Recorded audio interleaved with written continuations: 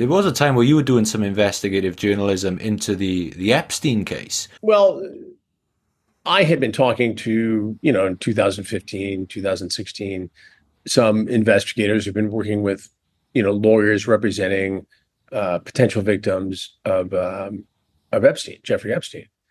And, he had already faced charges and there was a guilty plea in the case down in Florida, done his time. And there was some pretty compelling evidence that this had continued, that it was a wider exploitation involving human trafficking than had been exposed. And we tried to get pretty fancy with it in terms of trying to fashion some sort of a sting, trying to, figure out a way to catch somebody in the act, in New York or in Florida. And we worked it. And honestly, we just got busy with other stories. And it was the Miami Herald, actually, and Julie K. Brown, the reporter down there, and some others who kept digging and digging and digging away at the story. And it was the Miami Herald and Julie K. Brown who convinced some of the survivors to speak publicly.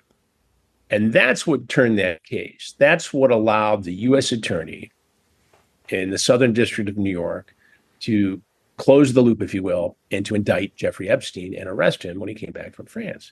And the U.S. attorney at the time said so himself.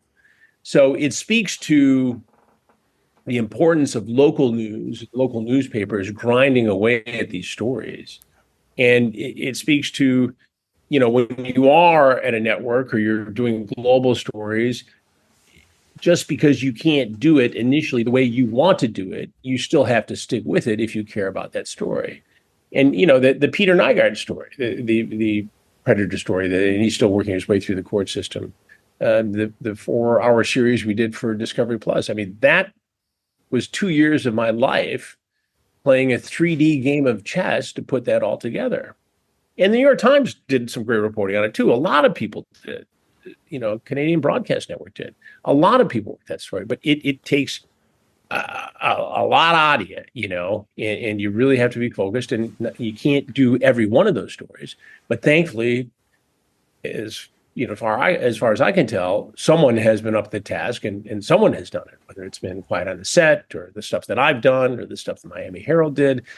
That's the importance of journalism, whether it's a network thing or you have your own network or whether you're working in local news. That's why this business counts.